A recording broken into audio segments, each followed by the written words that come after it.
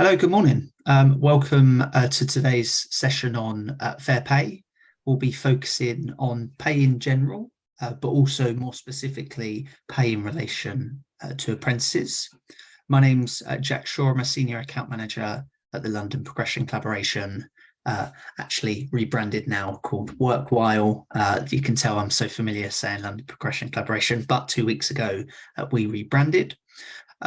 We'll be speaking about fair pay, both in the context of employers and the challenges that they might face, but also apprentices as well, and the benefits and challenges there. Before we get into that, we're joined by a brilliant panel who offer a range of vantage points to this conversation, and I'm going to ask each of you in turn to introduce yourself and your organisation within about 60 seconds. So Anna, starting with you and You Futures Foundation, could you introduce yourself, please? Thanks very much, Jack. I'm really happy to be part of this event this morning, so thank you for the invitation. I'm Anna Round. I'm Head of Research at the You Futures Foundation. We are an independent, not-for-profit organisation with a mission to improve employment outcomes for young people from marginalised backgrounds. We're also the National What Works Centre for Youth Employment, and we want to see employment gaps between different groups of young people reduced so that those facing the greatest challenges can find and keep good quality jobs. We seek to help achieve this by driving systemic change through giving grants to organisations to provide employment support for young people, so that we can generate high quality evaluations and build up that evidence base about what works, generating compelling evidence through conducting and using experimental studies, and driving evidence-based change in policy and working with employers and practitioners to improve practice.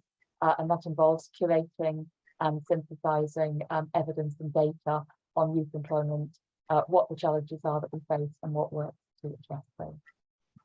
Fantastic, Anna, that's great. Over to you, Jane. Good morning, and like Anna, thank you very much for inviting me, and it's lovely to be here.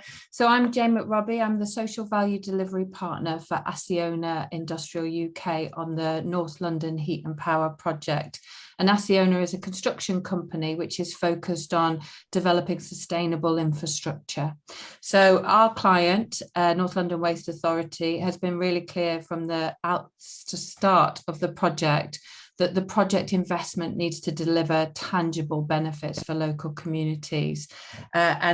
We have engaged a cohort of local new apprentices across the different project disciplines and also within our supply chain as a response to that. So that's one of the ways in we're delivering against that client priority.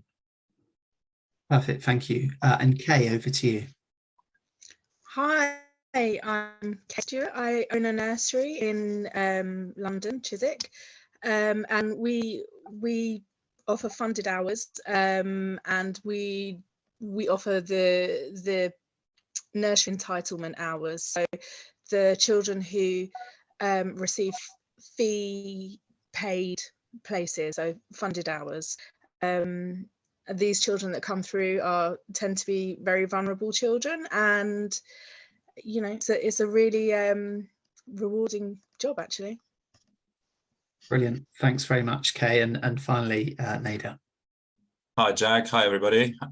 Thanks for having us on here today. My name is Nader Jafar. I'm a sales manager from Paragon Skills.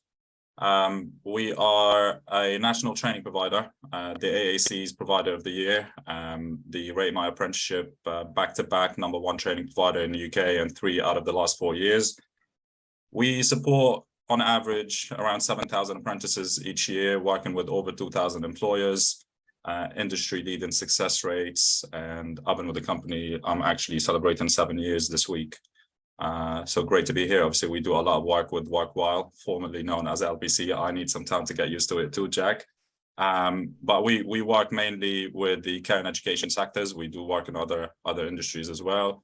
And all the work that we've done with you guys so far have been mainly in the care sector, but we've also worked with a lot of national brands, the likes of Mind and other companies, supporting with levy transfers and access to apprenticeship opportunities and training for different people, different backgrounds, different age groups, and it's been phenomenal.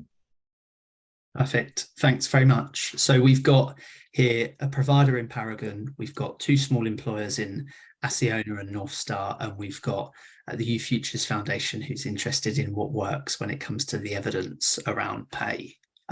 So thanks very much for those introductions. Let me set the scene first and share with you Workwhile's recent polling on pay, which I think provides a really interesting backdrop to this conversation. So what does some of that evidence tell us? Well, starting with the apprenticeship minimum wage, which is £5.28 an hour, which the vast majority of employers fortunately don't use. They pay high. We can get onto that, I'm sure.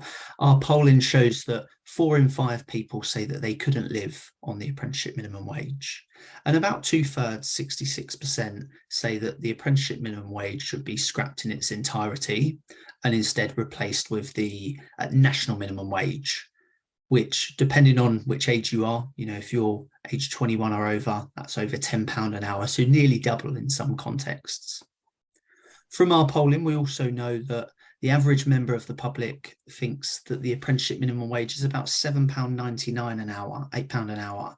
And that's the equivalent to about 41% more than what it actually is, or an extra £2.50 rather, not 200, £2.50. So there's a big kind of difference in people's perceptions of the minimum wage and what it is.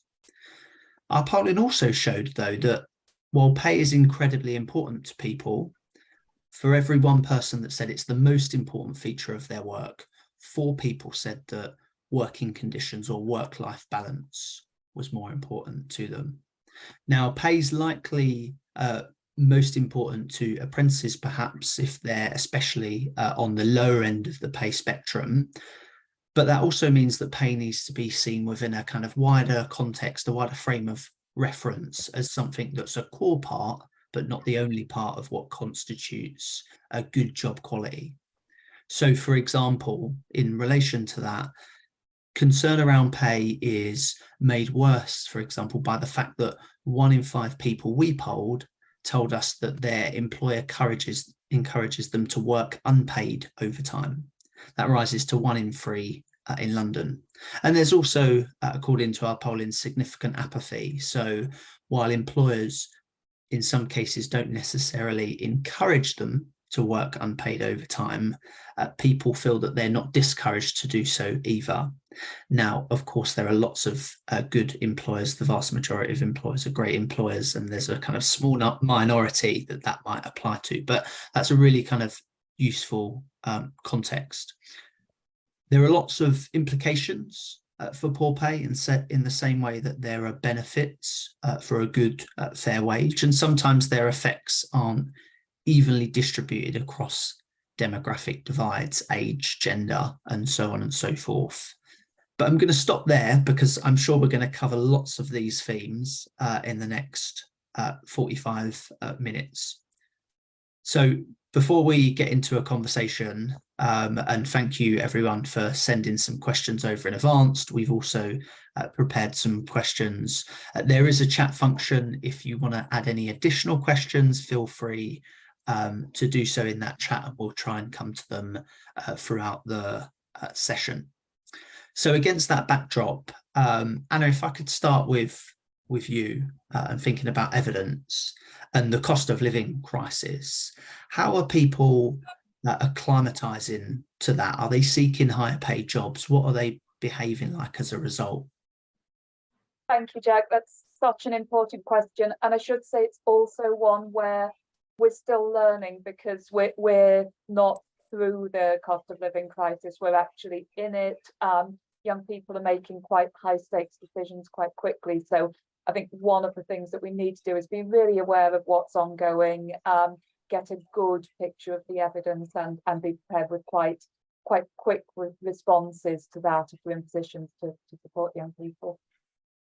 So we've looked at some of the data on young people and the cost of living crisis, and we know that this is impacting on young people, but maybe in some slightly different ways from how it's affecting older people. We also know that different groups of young people have seen different impacts, depending really on their family and their personal circumstances. And one concern that we would have is that young people who are already at risks of particular kind of marginalisation or disadvantage may actually find that cost of living pressures compound these and make those risks of missing out even higher.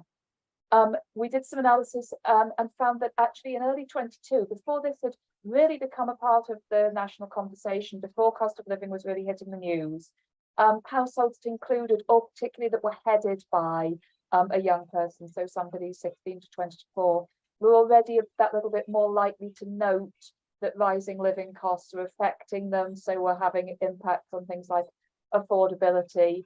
So it's particularly an issue for young people seeking to live independently of the parental or at home family.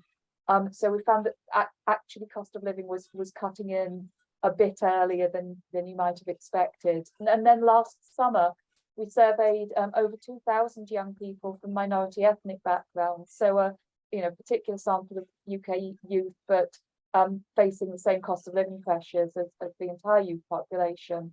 And again, this was research done last August, so early on in that period of cost of living rises. And what was quite striking about that work is that a relatively high proportion of young people were already experiencing tangible impacts. So around 40% said that there'd been some impact on their mental health, around things like stresses, which is quite high, and I think worth thinking about the impacts of being in a situation where cost of living is something that's continually talked about. It's there, with every time you buy a bus ticket or go shopping. But we also found that a minority, but a reasonably large minority, were already experiencing specific practical, tangible impacts. About a quarter said that at some point they'd struggled to pay for some essential goods and services, so about heating and eating broadly. Just under 20% said they'd struggled to pay for transport to work or learning. And then for small but still alarming numbers, we found that decisions relating to the cost of living were being made that potentially had long-term impacts to careers and future prospects and the things that make these possible. For example, just under a fifth said that they've delayed plans to get into work or study. About the same number said that their educational grades had suffered. About 14% said they'd taken a job with poorer prospects for progression because of the need to prioritise income right now. And about 10%, so again a small number, but too many, said that they were struggling to stay in education. And again, these impacts were a bit more marked for young people from social groups, so C2D, DE group, who are likely to have lower levels historically of income, fewer resources to fall back on when things get tough. They're also the impacts are a bit worse for young Black people, for young people who were disabled, and for young women, young parents, and those without a safety net of any kind also are more likely to find themselves under these pressures. What do we know about how things are going? Well, the cost of living is still rising, and our analysis, more recently looking at where inflation is biting, suggests that what we're calling a sort of youth-focused inflation index, so particularly looking at those things where young people spend a high proportion of their income, so food and essentials like that, housing and housing costs, transport, leisure and culture, a bit less important, but there's a little bit higher increase in those than in cost of living overall. Some work suggests that apprenticeship wages, what determines sort of who is in that group of young people that Jack said who can't live on this wage and for whom pay is a really cutting issue, that depends on your background circumstances. So things like the difference that your pay makes to your household. So essentially, can your household provide you with a safety net, or is your wage one of the essential things in just making a difference between your household managing and not managing? Those in low income households will have seen the value of what they can bring in decline at the same time as the costs are going up. And again, those who are seeking to live independently or build their own families will struggle. A paper in a collection on the impact of the cost of living on on young people. So a paper in that collected by the Institute for Employment Studies sets out that there's a risk, particularly around training, of short-term incentives that have longer-term consequences. So they look at the ability to attract a higher wage rate in a non-apprenticeship job can push young people out of that good long-term decision to access better paid work just to pay the bills here and now. And that will have consequences long-term. Again, the same paper that shows the analysis on things like wages, progression, health and well-being. Also got an implication for the economy. As a nation, our productivity, our growth, our sustainability depends on having people who are skilled to higher levels and to the best of their ability. So it's easy to frame this as being about individual choices, which are where that fight is at the moment. This isn't great for sort of UK PLC. And we need to turn this around so that people both start, but also complete apprenticeships without those stresses that we saw on mental health. But looking to engage young people in opportunities for training and progression. We probably need to look at what we do for young people who've taken those jobs just to keep going, and how do we engage them and encourage them and support them to keep going in education and progression. Particularly again, those who face other risks, marginalisation, that present both practical and wider social barriers. Thanks, Hannah. That's brilliant. Lots of themes in there, particularly on wellbeing, that we'll pick up in a moment. Nader, I just want to come to you. As a provider, you work with lots of employers, and Anna mentioned about the need to kind of prioritise income in the here and now rather than the long-term reward of kind of completing an apprenticeship. And I'm sure you work with lots of employers that are seeing their apprentices off role. To what extent is pay, in your view, having an impact on that? It varies from industry to industry, but overall, if we're looking at common themes and things that we see similarities across the board, it does help with retention massively. It does, in the long run, especially from a business perspective, it does lower the recruitment costs and the training costs and everything associated with having a colleague that is meant to be there long term. Some companies approach apprenticeships as a temporary solution. They don't necessarily have plans to keep that apprentice beyond the 12 months or the 18 months. Obviously, that sort of defeats the objective of what an apprenticeship is, because you're investing in that young person to really, mold them into the kind of professional that, you feel that they could be, especially for your business. So wage within apprenticeships is very important, on top of obviously the working environment, on top of the career progression opportunities. So they all really are as important, but it comes down to, can I sustain living on an apprenticeship wage? And if the answer is no, then none of the other things matter, unfortunately. So we really need to, make sure that we're all understanding the importance of that wage being, a level that allows people to live regardless of their age. Things continue to go crazy in the economy these days. I mean, even on a full-time wage, sometimes people can't keep up. So apprenticeships are the backbone of the economy. I think I shared this stat with you, Jack, the other day.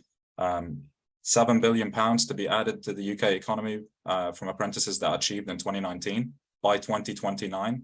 I mean, that's unbelievable. So to completely overlook the importance of pay for apprenticeships is unfair on apprenticeships. It's not sustainable from a business perspective, from the employer's standpoint. You don't want to put yourself in a position where you're risking losing a really, really good apprentice for the sake of an extra, few pence or a pound or whatever the case may be. And these things do happen. So it defeats the objective. It's completely counterproductive to, try to get away with the short term being, okay, well, I'm saving half of the wages that I would have paid to a qualified member of staff by taking on an apprentice. But in reality, 9 out of 10 times, that apprentice coming in is expected to do the same job that a fully qualified staff member would do, regardless of whether they are equipped and qualified to do so or not, and whether they're being supported to do so or not. So it's really important. And it makes absolutely no business sense for the sake of saving a couple of quid per hour taking an apprentice on end up having a detrimental impact on a business in the long run.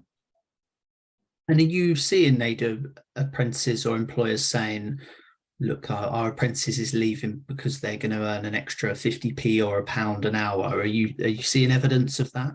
It happens in certain industries, not across the board, but it does happen. And, you know, again, if as an employer, and for us, for example, we would not work with a company that is offering minimum wage or close to it. There isn't, you know, decent package, a package of benefits that could be offered, whether it's cycle to work scheme, whether it's, you know, a gym membership or anything. You know, some things, regardless of how minuscule they may be, they really do add up and it make it more attractive. So that does happen, unfortunately, and not as much as it used to before, but especially now, if you look at the impact of the pandemic and where we are, you know, the shift that we had, let's say hospitality and the tourism industries, and how many people from those sectors specifically found themselves working in care. Some of them found themselves that, okay, this is my passion that I never knew about, which is fantastic, but then they were forced to go back to other industries because the pay was just not enough for them to be able to sustain a living. But then also,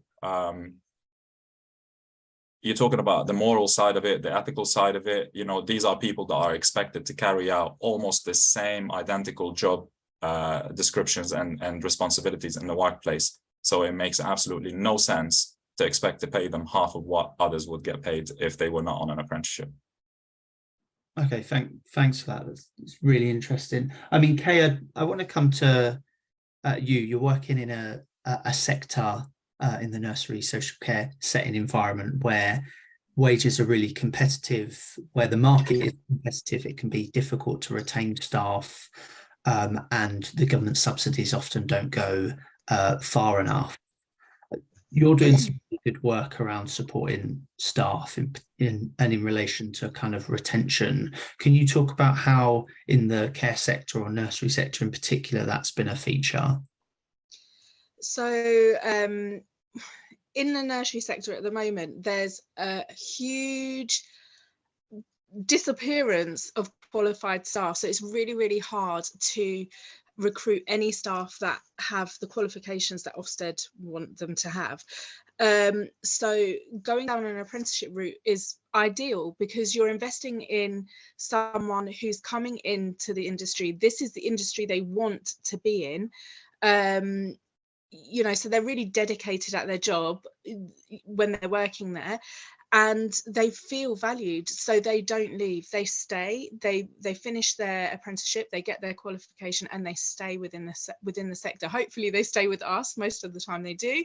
But this is, you know, it's good for staff retention, and I can't see that would be different in other sectors. I imagine that would go right the way across. I mean, the thing is, once they are working with us, because they feel valued, because they see the opportunity for personal growth, because they see that as a company we endorse that and we want them to grow professionally, they stay. They have a trusting relationship with us, and, you know, also they can afford to stay.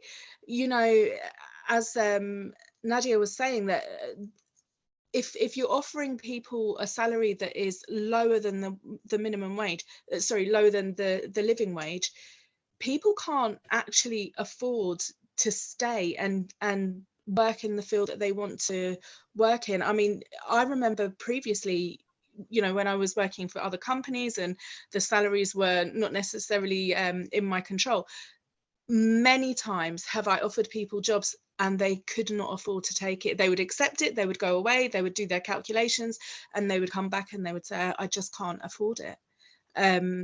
So, you know, you lose really good people that way. So an apprenticeship on the correct salary is a really good way of retaining staff, and it follows through. It's not just for that moment while they're training. They often stay. Yeah, brilliant. And I mean, care and the nursery setting is I always see it as something quite distinct from other sectors as well, because at Workwhile we've actually supported people in their 60s that have had a career in a different sector, and they've said, I've always wanted to work in care and I'd like to go and do that. And you don't really come across that in any other sector. So it's what I'm hearing is that well-paid apprenticeships are kind of valuable when they're coupled with a kind of sense that you feel valued, and that sector's kind of meaningful to you as well. It's true. I mean, people working like in care and education, I personally feel like it's one of the most important jobs, you know, that you can possibly do, because it's all about looking after people that are coming through, who are going to be the future generations, or looking after people who have looked after us. And I think that you know, there's probably not enough money in the world to pay them, but at least start with a fair salary for apprentices. Yeah, brilliant. Jane, Nader spoke about kind of additional financial incentives. Sometimes that can be a way for employers that might not necessarily be able to pay the wage that they want to kind of bring up the support package as a whole that they're providing.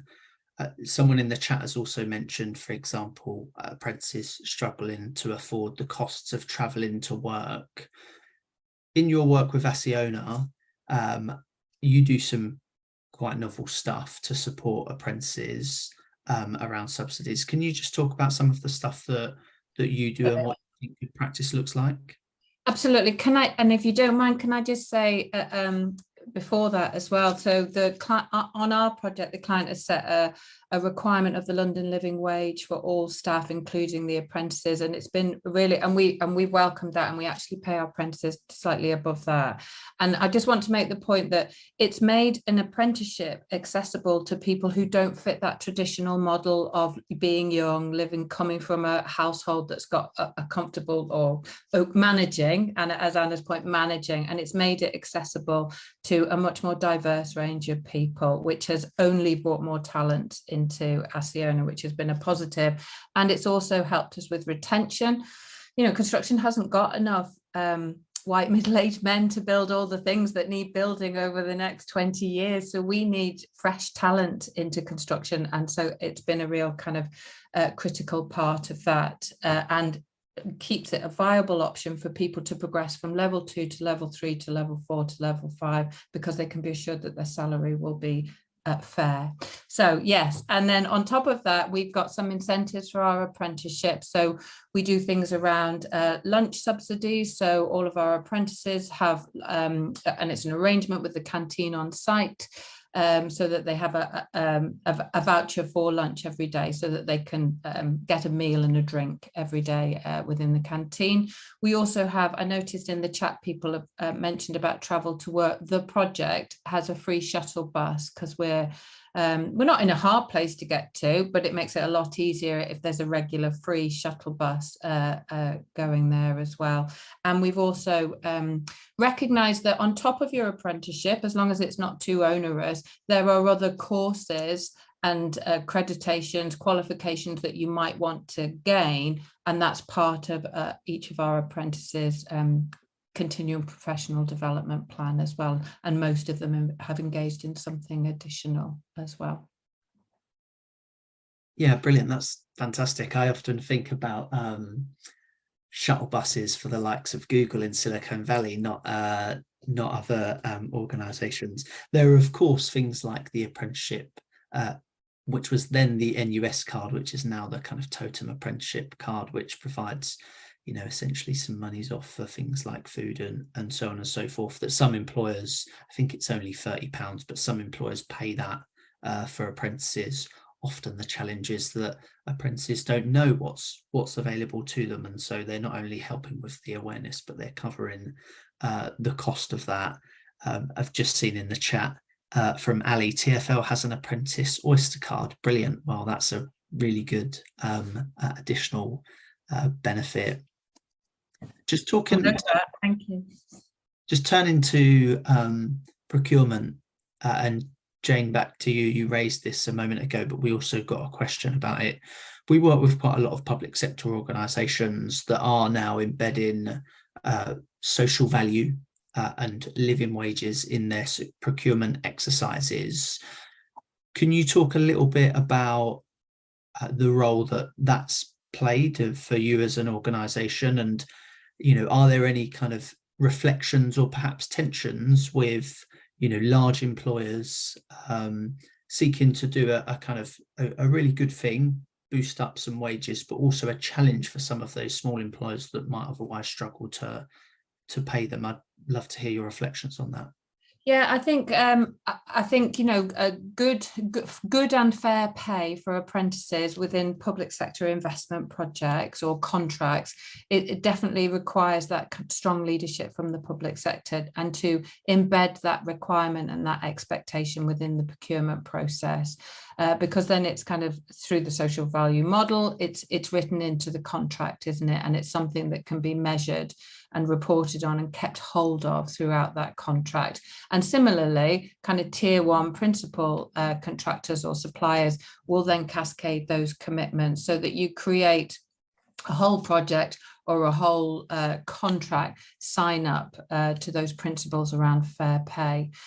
I think there are challenges, certainly, and when you look at particular sectors and you look at some of the margins that contracts and projects are being delivered within or on, that there can be challenges around setting benchmarks for real living wage across the whole of the supply chain, and there can be challenges in managing that, or auditing would probably, or policing that across the supply chain as well. So projects need to get better in terms of campaigning and promoting that message if it's something that they want to self-police. So there certainly are challenges in delivering it, and it's a lot easier if the principle of that is set right from the outset and embedded within the contract, and then priorities and decisions can be made around that social value spend against the priorities that are set within the contract.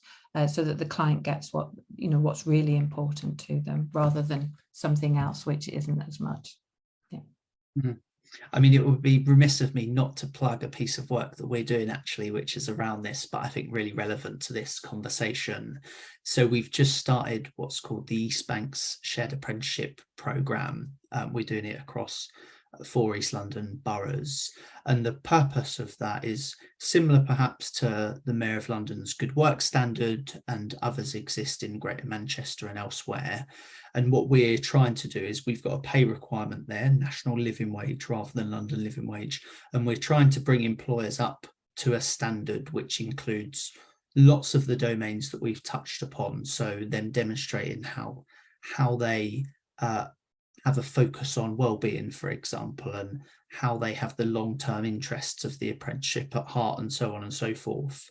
But what we often find with some of these procurement exercises, and I think why we were quite explicit about focusing on national living wage rather than London living wage, is that there are sectors that are often totally unable to participate. Now, social care and the nursery sector is often one of them. Hospitality is another, sometimes culture.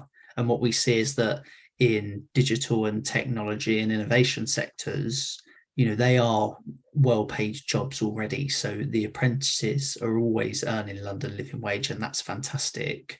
What we want to do is be able to do a procurement exercise and support that helps bring those employers that otherwise wouldn't naturally pay that. And so there's a real focus on that. And the other point I would just make in relation to these is, if you are, for example, the London Borough of Merton that put in a similar question, what we see is that by providing lots of kind of added value and incentives, the kind of cost of paying for staff is kind of reduced. So in the case of our programme, we're offering lots of free training, lots of guidance and support. Some of that you might have otherwise paid for, and as a result, some of that might mean that your organisation is a little bit more nimble, perhaps has higher retention. So it is essentially kind of improving the productivity of your organisation in some ways. And so, there are some useful trade-offs there when thinking about the fact that these procurement exercises are not just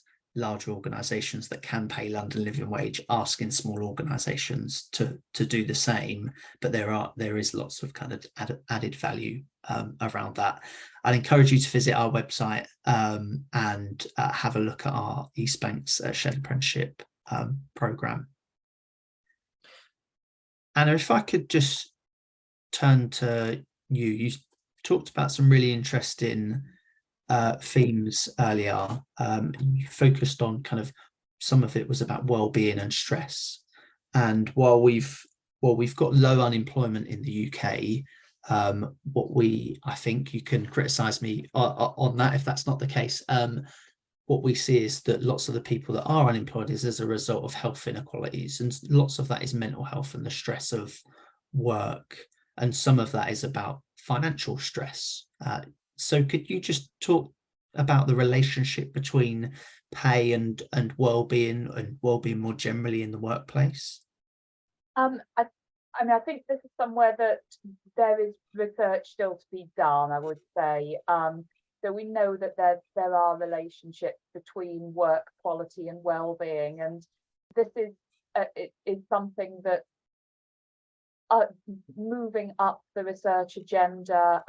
So, you know, even sort of 10, 15 years ago when I started working on this kind of thing, I think there was an assumption that always a job was better for your health than not having a job. And there's now been a lot more work interrogating that and looking at how does work quality relate to things like health as well as retention. And you know, we know that one of the definitions of work quality is how sustainable work is in terms of, you know, both your personal health and also alongside sort of all the things that work makes possible, so broadly the rest of your life.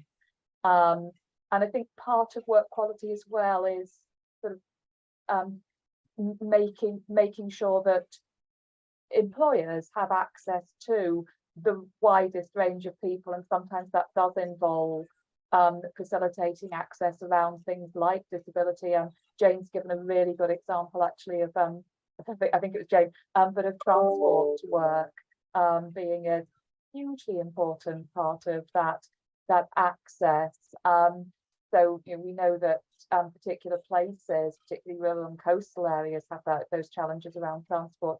And I think broadly, we just need to understand that relationship between work and well-being and how that plays out with benefits for both employers and employees. There's some interesting work done by IPPR that looks at how productivity and the economic well-being of companies and places relates to the health of the workforce. And I think we're starting to see that you know, we know that investment is one of the drivers of productivity. Actually, how we invest as a society and as employers in people is moving up the agenda. And certainly from our viewpoint, good quality work, we would say, is work that pays enough to make life sustainable, and also that employs people under good conditions, so where, you know, there's not sort of exploitation or discrimination in work, but also that there's a recognition that people come into work as individuals and bring strength to work, but sometimes may need some more support with that as well. So I'm sorry, I'm saying as a classic researcher saying we need more research, but actually we do need more research, and we need a much better and more subtle understanding of this question. And that may also relate to things like sector and place, where there are very different demands made by work, and also potential for work to really make the most of those different human characteristics coming in. Okay, let's see if we can turn to anecdotal evidence then with our other panelists.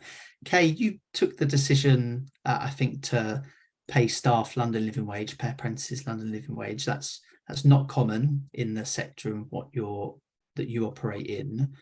Can you talk about some of the benefits? We've talked about retention, but with well-being, have you seen anything there in your staff?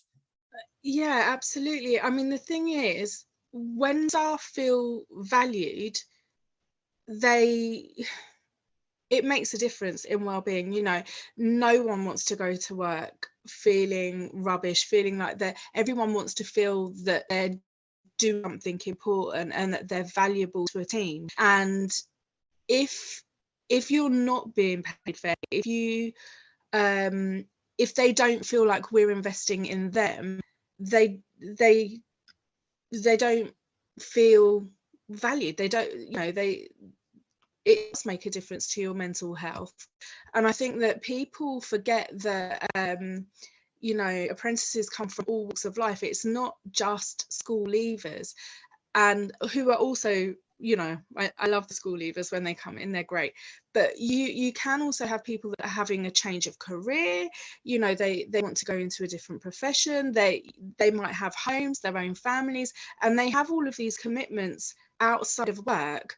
And if they can't meet the needs of their commitments outside of work, you know, it can be disastrous on your mental health. It really can. So you know, it is important to make sure that the environment that they're working in is wholesome, is, you know, nurturing all the way around.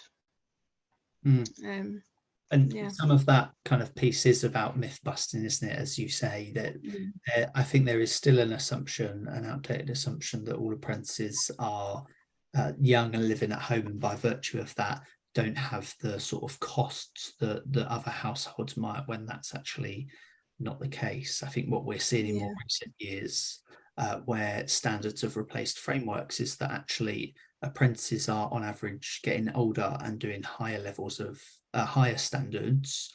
And what that means is that there's a kind of increasing growing gap of young people in particular on entry-level standards that are no longer doing apprenticeships. And that's certainly something that pay is one of those factors that I think can help move us back towards there.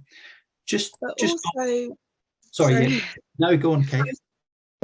Also, you know, which goes across all of those age groups and experience. The thing is, when it's doing an apprenticeship, they're kind of at the beginning of their dream. You know, this is what they want to do. This is what they're excited about. They're doing something that they love, and you know, like I said, it's the thing of their dream, and that does mean that they're excited to be at work. They're usually, it helps them to be in a good place, and you know, it's so worthwhile. And it's actually really nice to see people that are coming into work and are living their dream. You know, they're doing what they want to do, and you know, it's lovely. Yeah, absolutely. I mean, Nada, you're in a different position to Kay. Kay's able to set the wages. You're a provider. You work with employers, but of course they make their own decisions. How and what can you do to influence that? We make our own decisions as well as to who we want to work with and who we don't want to work with. If we don't feel that the employer is sharing our values and doing or engaging with apprenticeships for the right reasons, we just don't work with them. We spoke about this before, obviously, with one of our partners that helped us recruit, get my first job. The platform gives us access to a lot of information, a lot of stats that we really use very effectively to force the issue with employers. A lot of employers, especially those that are new to apprenticeships, they may have done some basic research, come across some, you know, websites or blogs or whatever, and well, this is the industry standard. Okay, so I'm just going to offer the minimum wage. Doesn't work that way. So we really rely on the stats, paint a full picture, help them understand how competitive that ad may be, the likelihood of them being able to recruit a high caliber candidate that is going to be there long term. If we don't come to an agreement, we just don't recruit. Obviously, from a provider standpoint, if we raise vacancies that we're not able to fill and convert, that's just a waste of resource for us. So it's almost pointless to just have hundreds and hundreds of vacancies that are just sitting there and not doing anything. So we rag rate all of our vacancies. And if let's say the wage is at minimum wage or close to it for apprenticeships, or as close to it, and there isn't no benefits, there is no clear progression pathway. These are rated red, they just don't go live. Not every single time. There is some industries that it's just the industry standard, and if we feel that the decision is coming from a place where, you know, we want to offer more, there will be further opportunities. The learner is going to be compensated in other ways, and it's just, this is the absolute maximum they can afford. We make certain exceptions, but if we're talking about it in a general way, we just will not raise those vacancies, and that's how we are able to force the issue a little bit. There was a few things that were said, and I feel like they're really, really important. When we're talking about apprenticeships and the misconception of apprenticeships that the majority of people have in terms of who's starting an apprenticeship, it's not just school leavers. If you look at stats in 2023 alone, just under 45% were actually school leavers. You have almost a third of apprenticeship starts that were over 24s. These are, you know, adults with families and people to take care of. So minimum wage for apprenticeship is just not good enough and not sustainable. So we're really forcing the issue that way. We walk away from a lot of business if we don't feel that it's going to be for the best, for the betterment of our apprentices and our learners, because we do have a duty of care, regardless of the age group that learner might fall in. And you can definitely see a direct correlation between good pay and retention. So if you're not taking care of your staff, if you're not, you know, paying them the wages that helps that individual keep that fire, keep that excitement, whether they are a school leaver or whether they are somebody that has just decided to retrain and change professions and whatever the case may be, you need to keep that positive mindset. You need to encourage it. You need to keep doing things that gets the most out of your staff. If you're going to bring them into a situation where they're already feeling negative about certain aspects of the job that they're in, automatically they're looking for jobs elsewhere, and automatically you've lost them before they even started. So that's the main thing we do. If we look at pay nationally, sorry, bear with me 1 second. I had these here and now the page refreshed. So nationally, we're looking at about £7.81. This is again from Get My First Job, who we rely on massively for these sort of conversations. The Southwest being at £8 is considerably less than the Southeast and London. That is at £8.60 plus, touching £9. The North is not even at £8. We're looking at, you know, £7.79 and £7.90. When you compare this to the last, let's say to last year and the year before and 5 years ago, when I first started in apprenticeships, the minimum wage for apprenticeships was around £3.30, something like that. I mean, that is just insane, right? But it has gone up drastically over the last few years. And that's due to efforts like this and a lot of providers and a lot of colleges, you know, forcing the issue with employers and only trying to engage with employers that are offering these opportunities to staff. Because again, if we take it back to, from a provider standpoint, these learners will become early leavers. These are learners that are not going to achieve their apprenticeships. It impacts the success rates for that apprenticeship or that college. So any way you look at it, it will have a negative impact, not only on the apprentice themselves, but also on everybody involved, from a cost of, you know, replacing that person from a employer standpoint, and obviously the negative impact that will have on success rates and all the other KPIs and stats that we care about, let's say from a provider standpoint. But yeah, I mean, minimum wage for apprenticeships continues to go up. It's nowhere near where it needs to be. And being able to be in a position as a provider, one of the leading providers in the UK, to really be one of the drivers behind pushing higher wages is brilliant. And we will continue to do that. Absolutely. So it's from both, as a provider, both a values perspective, but also commercial sense, because the relationship between low rate wages and poor retention that you really want to work with. Absolutely.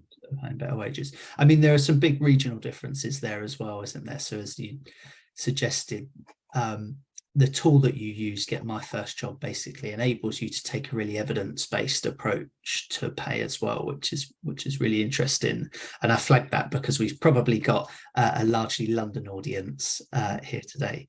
And on a kind of very human level, minimum wage legislation does help lift people out of in-work poverty and helps promote social mobility. So I totally agree, it's far too low, the apprenticeship minimum wage. We believe that we should scrap it, but it does help in some respects. And actually the Low Pay Commission every year does a report around pay, and what they find is that because the apprenticeship minimum wage only applies for the first year of an apprenticeship, but often employers don't know that, employers accidentally, or perhaps by design, are in effect paying illegal wages in some cases because they don't realise that in the second year of the apprenticeship they need to bring that up to the national minimum wage legislation. So it also creates confusion for small employers as well, which I think is really unhelpful.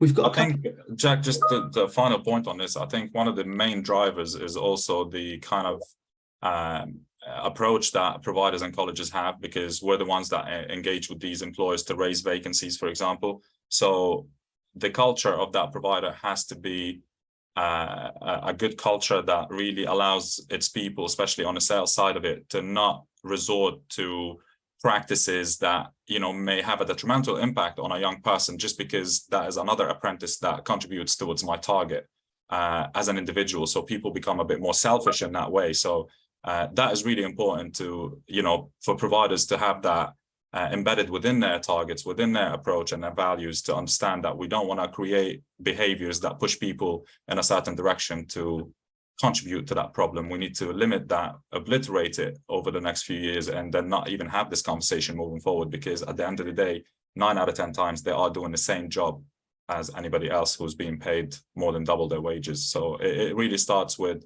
you know, providers and colleges setting the tone for who they work with and what they, you know, feel that is acceptable as a wage to promote.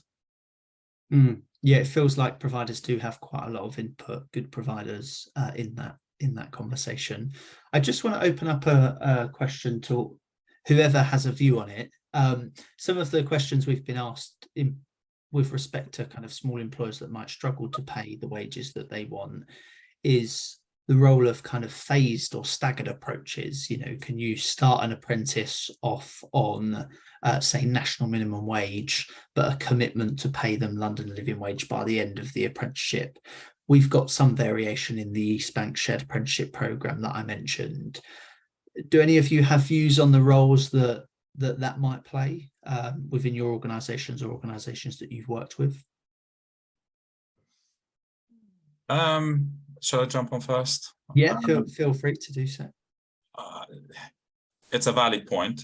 And what's the likelihood of that coming to fruition and becoming a reality? Are we just trying to get away with what we can get away with for the time being, and then we'll see how it goes? Is that apprentice going to end up getting to the point where that becomes their reality and the wages go up? Are they going to be able to sustain it? When you peel the layers, it always goes back to, can they sustain it? What is their situation? And putting them in a position where this is going to be something that they're going to be able to do long term. So we do work with a lot of clients that would offer a certain wage and would say, once probation is passed, it will go up by X amount. But also on completion, upon achievement, it will go up to X amount. So we're not against it, but again, we can't start at minimum wage. It has to be at least a little bit higher than minimum wage for it to be competitive and even attract somebody to apply for the job and recruit successfully.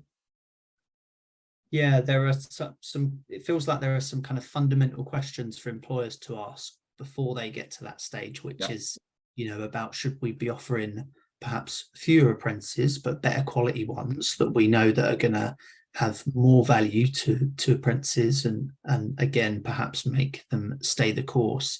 I also think it's quite interesting from our work with the public sector that there are really strong political incentives. So local authorities, you know, many of them in London have living wage requirements. If you're on the Queen Elizabeth Olympic Park, for example, the Mayor of London's London Legacy Development Corporation also requires it. So it goes back to some of those social value and procurement incentives that the public. And from a kind of private or a third sector, private sector perspective as well, verifications, accreditations like B Corp are really kind of picking up in popularity and impact, aren't they? And something like B Corp would ask you around the real living wage and what level of staff fall below that, and who's been lifted up. So I think there is a movement, isn't there, that is saying that this is not special or additional, but that there is a fair standard and it looks like the real living wage. Can I make the point around apprenticeships? I think it's really important for employers to not separate out that first year of apprenticeships as an apprentice as something less, because that's the year in which apprentices need the most support, and it needs to be and they might be less productive, but they don't need to be paid less during that time. They need to have the right support put in place to ensure that they stay and that talent is retained for when they are most productive, for the benefit of the apprentice and the employer. Could I come in? Yes, I've seen you unmute, so I was ready to bring you in. I totally endorse that. And also, we do know that young people will sometimes read rates of pay and the fact that there is pay as an indication of how their contribution, their work, their activity is valued. I think that's also really important, that actually that learning role of an apprenticeship is seen as something that's valuable for them and for the employer. Yeah, brilliant, absolutely. I mean, there's a huge amount of moving parts here. Pay is a kind of a cog that makes the machine work in many ways. But on that note, we're coming to the end of the session. I've certainly learned something listening to you, so thank you very much. Thank you everyone that's joined us today for your questions. I hope we got through most of them. I believe we did. At Workwhile, we're always happy to speak to people about how we can work with them to improve pay and to support apprenticeship creation. So please do get in touch if you have any questions. We're very easy to find on Twitter and online. There's no other Workwhile that operates in the UK. And thanks very much to Anna, Jane and Nader and Kay for your contributions. I thought it was a really valuable insight, bringing you all together with different perspectives, especially given the kind of complexity of the apprenticeship landscape as a whole, and it can make it really hard for employers to navigate. So great to hear lots of views and practical tips as well that that employers are already using. So that's really helpful too. And on that note, I'll bring this to a close. So thank you very much, everyone, for joining us. Thank you, Jack. Thanks, everybody. Bye-bye.